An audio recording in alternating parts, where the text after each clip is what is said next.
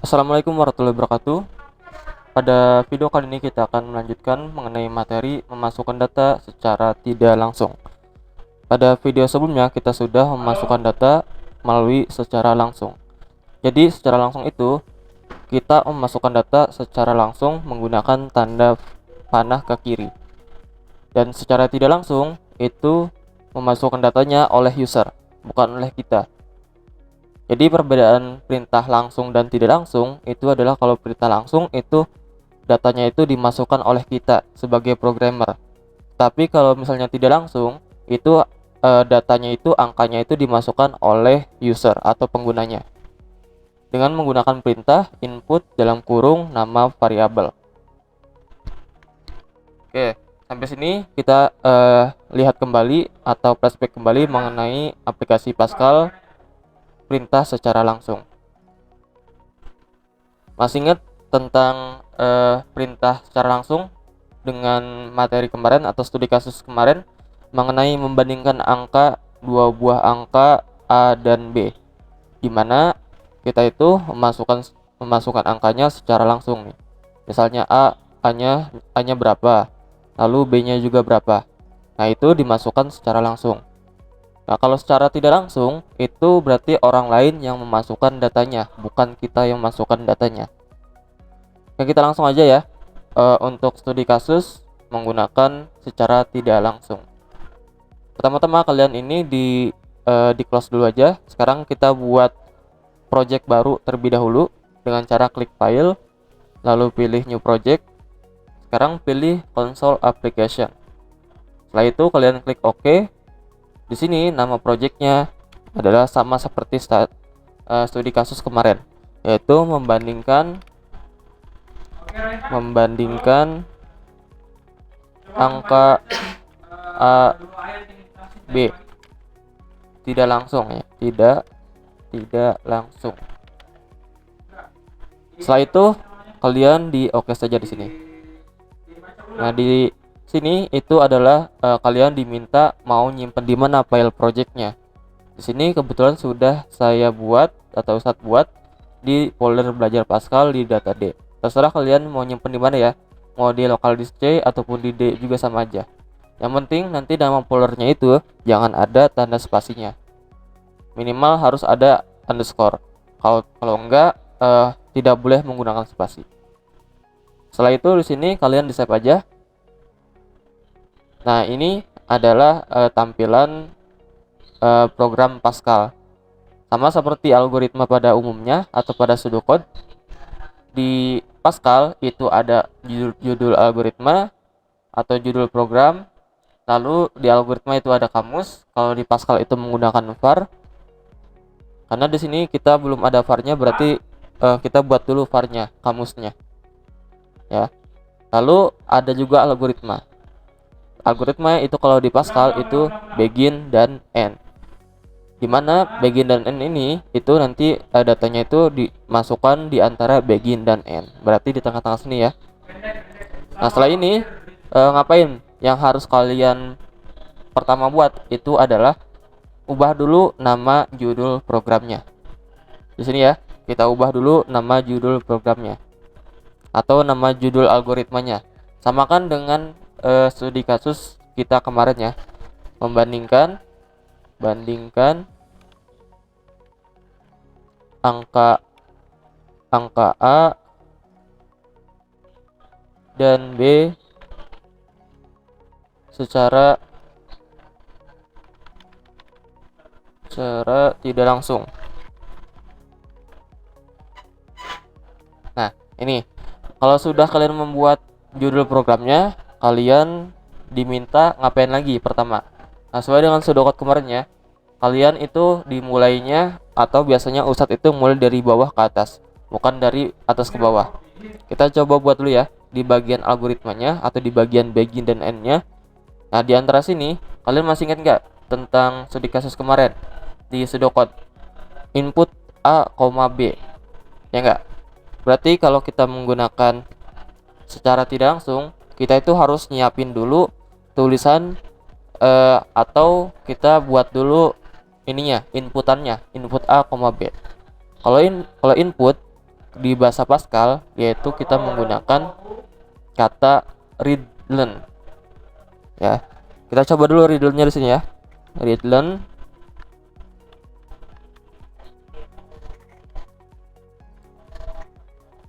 lalu dalam kurung A, input A, titik koma. Setelah ini kalian buat lagi nih, readlen lagi B,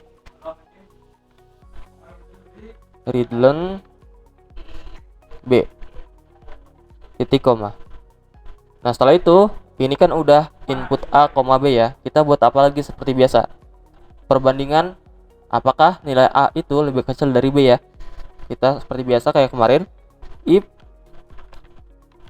jika A kurang dari B, maka itu kita menggunakan then, maka tampilkan harga A lebih kecil dari B. Berarti di sini pakai write ya, write. Lalu kita masukkan di sini stringnya, harga A lebih kecil maksudnya dari B. Nah setelah itu kita ngapain lagi? Karena kita menggunakan if untuk menampilkan output, maka kita butuh write-nya itu dibungkus dengan begin dan end. Berarti di sini ada begin dan end ya, begin dan end di bawah sini. Nah sampai sini aja ya. Ini itu kita menampilkan kata harga lebih kecil dari B.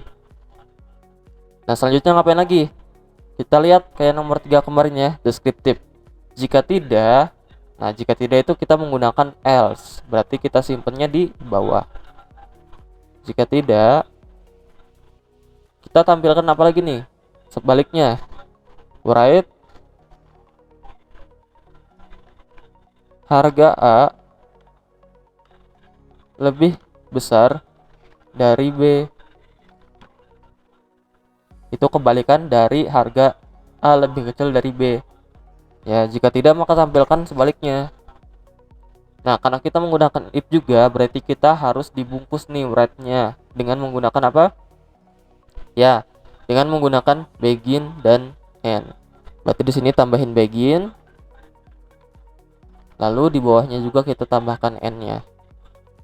Setelah itu, kita yang write-nya ini dikekanin aja biar kelihatan lebih rapi. Ya, atau samakan aja deh dengan yang di atas posisinya.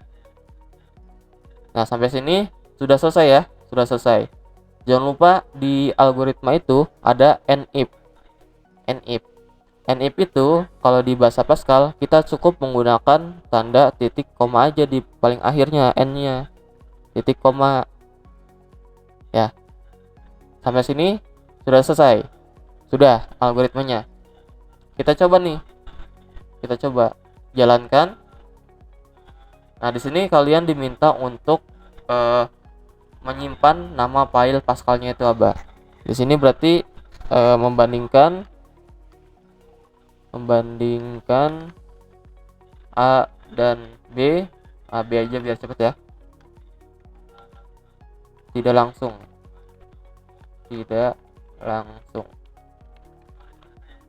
Disimpan. Sekarang di save. Coba jalankan. Nah, ternyata di sini ada error 1. Errornya itu kenapa? Errornya itu coba kita lihat di bawah sini ya. Diklik aja 2 kali. Nah, ternyata errornya ada di sini katanya. Berarti kita kalau di sini coba kita lihat atasnya. Oh, di bagian partnya. Berarti di kamusnya itu belum ada isinya. Coba kita isi dulu. Isinya apa? Isinya kita lihat nih yang di algoritma. Di algoritma itu ada variabel apa aja? Ada variabel A sama B. Ya enggak? Nih, readlen A, readlen B. Berarti cuman A sama B aja. Dan A sama B itu apakah dia itu bilangan bulat atau bukan? Kalau misalnya nanti isinya bilangan bulat, maka berarti tipe datanya yaitu integer. Jangan lupa titik koma. Sampai sini selesai ya. Sudah beres aplikasi Pascalnya secara tidak langsung. Kemarin kita kalau secara tidak secara langsung, di sini berarti angkanya itu sudah disebutkan berapa. Angkanya misalnya 5, angka A-nya, angka B-nya misalnya 3. Berarti sudah disebutkan, berarti sudah dimasukkan secara langsung oleh kita. Tapi kalau secara tidak langsung itu orang lain yang memasukkan nilainya pada saat aplikasi dijalankan. Oke, sampai sini sudah selesai ya untuk program aplikasi Pascalnya. Kita coba jalankan. Nah, di sini nggak ada apa-apa nih. Ya, nggak ada tulisan apa-apa. Coba kalian di sini tulis 5, A-nya 5, B-nya 7. Di enter. Loh, kok nggak nampil? Karena kita belum memasukkan satu elemen lagi, yaitu namanya readline yang paling bawah, biar nantinya aplikasinya itu tidak tertutup sendiri. Kita tambahkan ya di sini ya. Tambahkan readline titik koma. Kita coba jalankan lagi. A-nya berapa tadi? A-nya 7, lalu B-nya berapa? B-nya 8. Kita coba enter. 7A, B-nya 8. Harga A lebih kecil dari B. Ya enggak? Berarti kita yang ini ya. Kita yang masukkan datanya atau orang lain yang masukkan datanya kalau ini. Tapi orang lain itu nggak tahu kalau ini itu bilangan A atau bukan, atau yang nomor 8 ini itu bilangan B atau bukan. Sekarang kita tambahkan nih kata-katanya. Kata-katanya itu di mana? Sebelum kata readline A. Berarti di sini kita tambahin write dulu outputnya.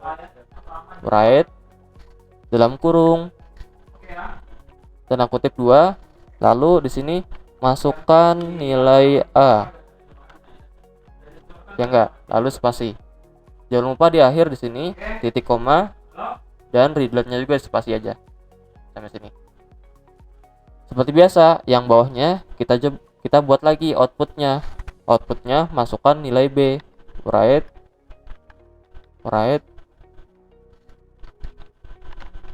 masukkan nilai B titik 2 spasi, lalu jangan lupa titik koma ya. Titik koma. Di spasi aja biar lebih rapi. Oke, sampai sini sudah selesai ya. Kita coba jalankan aplikasi Pascalnya. Nah, di sini kelihatan ya, masukkan nilai A. Berarti masukkan nilai A-nya berapa? Nilainya misalnya mau 6 deh. Lalu nilai B-nya mau berapa? Nilai B-nya 7. Otomatis berarti nanti bakal menampilkan harga A lebih kecil dari B. Tuh, harga A lebih kecil dari B. Coba kita kembali lagi deh. Lalu dijalankan kembali. Misalnya nilai A-nya itu lebih besar. Di sini 5, lalu B-nya itu 3. Di enter. Nah, ini itu harga sebaliknya. Harga A lebih besar dari harga B. Itu ya untuk aplikasi Pascal menggunakan secara tidak langsung. Berarti Ustadz ulangi bahwa perbedaan langsung dan tidak langsung itu adalah kalau langsung kita yang memasukkan datanya secara langsung di codingannya, atau sebagai programmer kita memasukkan datanya secara langsung di codingannya. Tidak bisa orang lain yang memasukkan datanya. Kalau secara tidak langsung itu orang lain yang memasukkan datanya atau yang menginputkan datanya. Nah, maka dari itu kita menggunakan seperti ini. Berbeda dengan yang kemarin ya, kita masukkan A-nya berapa, B-nya berapa. Nah, itu secara langsung. Baik, kita aja mungkin untuk video kali ini. Kalau misalnya ada pertanyaan, mungkin antum bisa ngechat ke Ustadz ataupun chat di grup. Seperti biasa, jam 20.00 jam 20.00 sampai 20.30 kita Zoom untuk membahas materi ini dan absensi. Baik, terima kasih. Wassalamualaikum warahmatullahi wabarakatuh.